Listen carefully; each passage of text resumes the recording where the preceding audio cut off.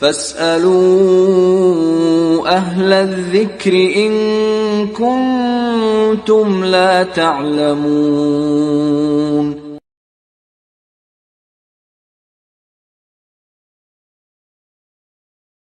السلام علیکم ورحمۃ اللہ وبرکاتہ. شیخ محترم، پہلا سوال تو یہ ہے کہ کچھ لوگ ایک چاند کے قائل ہے. پوری دنیا میں لوگ بولتے ہیں کہ اگر دنیا میں کہیں بھی چاند دکھ جائے تو وہ ایک چاند مانا جائے گا. تو اس میں قرآن و سنت کی روشنی میں اس کا جواب مطلوب ہے. بسم اللہ الرحمن الرحیم. الحمد للہ رب العالمین والصلاة والسلام علی رسولہ الامین وعلی آلہ وصحبہ اجمعین ومن تبعہم بإحسان الی یوم الدین. اما بعد، آپ نے جو اختلاف مطالعے کے حوالے سے سوال کیا ہے کہ کیا ہر جگہ کے لیے الگ الگ چاند دیکھنا مطلوب ہے یا ایک ہی چاند دنیا بھر کے سارے مسلمانوں کے لیے کافی و شافی ہے. دراصل اس مسئلے کے حوالے سے اگر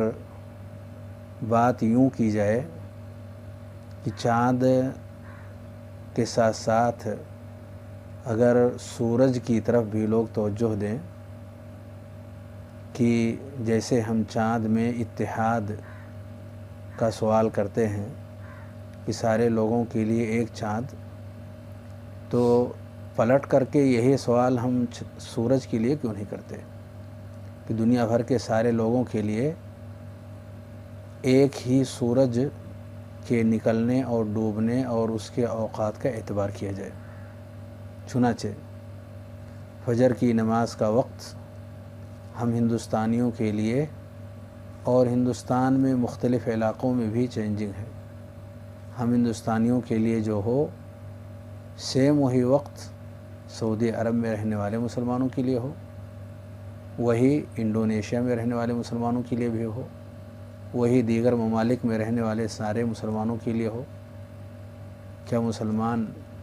اس کے قائل اور اس پر عامل ہیں؟ نہیں. تو اگر سورج میں اتحاد ناممکن ہے اور جو عبادتیں شریعت اسلامیہ نے مسلمانوں کو دی ہیں ان عبادتوں کو لوگ سورج کی نقل مکانی اور اس کے اختلاف مطالعے کے اعتبار سے اپنے اپنے یہاں کے اوقات کی تحدید اور تعین کرتے ہیں، سیم وہی معاملہ چاند کا بھی ہے. ایسا نہیں ہے کہ ہر جگہ چاند ایک ہی وقت میں نکل جاتا ہے اور ہر جگہ کے مسلمان اس ایک جگہ کے اعتبار سے اپنے یہاں کے جو احکام اور مسائل ہیں اس چاند سے لگے ہوئے سارے کے سارے لوگ بیک وقت اس چاند کو دیکھتے ہیں اور اپنے مسائل کو اسے جوڑتے ہیں. غالباً یہی وجہ رہی ہوگی عبداللہ ابن عباس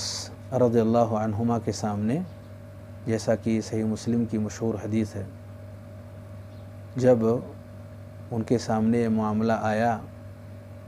اور ان کے ایک شاگرد جو ملک شام گئے ہوئے تھے تجارتی غرض سے، وہاں سے لوٹ کر جب مدینہ طیبہ واپس آئے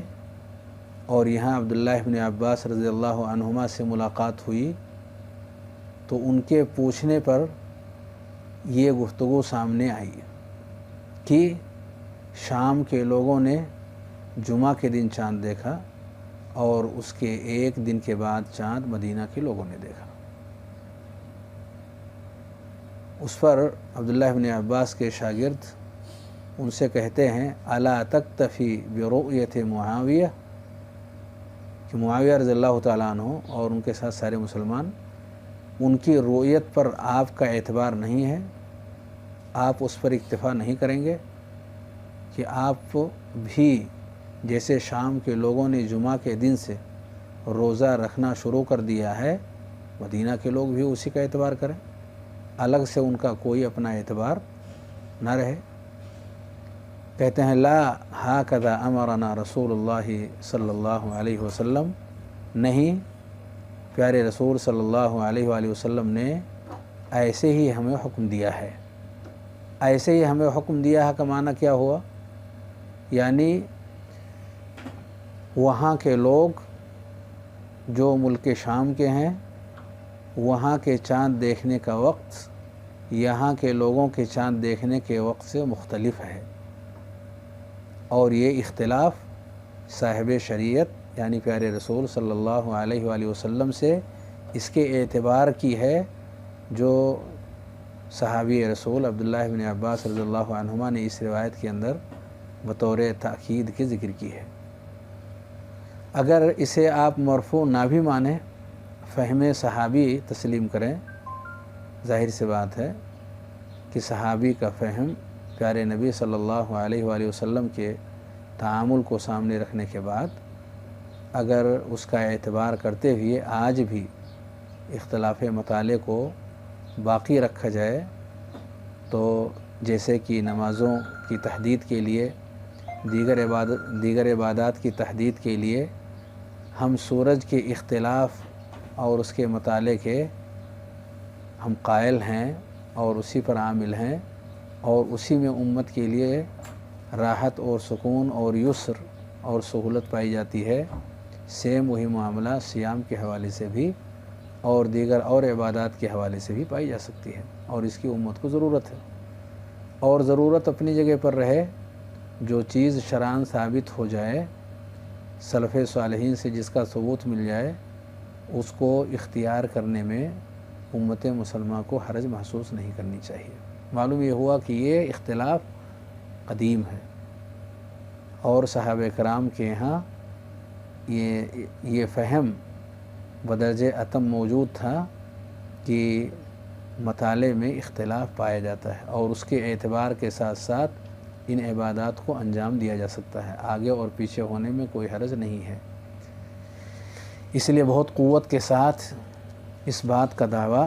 کہ یہ بے بنیاد مسئلہ ہے، اور سارے لوگوں کو سعودی عرب ہی کی رؤیت پر اعتبار کرتے ہوئے ایک ہی وقت میں سارے لوگوں کو روزہ بھی رکھنا ہے، ایک ہی وقت میں افطار بھی کرنا ہے، یہ غلط ہے۔ جہاں یہ بات کہتے ہیں کہ چاند کا اعتبار کرتے ہوئے ایک ساتھ میں سارے لوگوں کو روزہ رکھنا ہے، وہیں یہ بات بھول جاتے ہیں کہ نہ تو ایک وقت میں سحری کا آغاز کرتے ہیں، نہ افطار کا آغاز کرتے ہیں، نہ تو سارے کے سارے لوگ بیک وقت سحری کھا کر کے اور آغاز صوم کسی محدد وقت کے ساتھ کرتے ہوں اور محدد وقت میں افطار کرتے ہوں، نہیں کرتے۔ صرف لے دے کر کے اتنی سی بات ہے کہ ہمیں فلاں تاریخ سے اس بات کا اعتبار کرنا ہے۔ دوسرے کیا کریں گے ان ممالک کا جو سعودی عرب کے مغرب میں ہیں، اور وہ سعودی عرب سے پہلے چاند دیکھ لیں۔ اگر وہ پہلے چاند دیکھ لیتے ہیں تو کیا وہ سعودی عرب کے چاند دیکھنے کا انتظار کریں گے کہ ہم نے جو دیکھا ہوا ہے اس کا کوئی اعتبار نہیں ہوگا؟ ایک دن کے بعد جب سعودی عرب کے یہاں سعودی عرب میں چاند دیکھا جائے گا تب ہم روزہ رکھنے کا آغاز کریں گے، اور اسی کے اعتبار سے افطاری بھی۔ دراصل یہ تسامح جو پایا جائے گا یہ ہماری اس کمزور موقف کی وجہ سے ہے جو لوگوں نے اختیار کر رکھا ہے۔ اللہ رب العالمین ہمیں صحیح سمجھ دے، اور شریعت اسلامیہ نے جو گنجائش ہمیں دی ہوئی ہے اس گنجائش کے اعتبار سے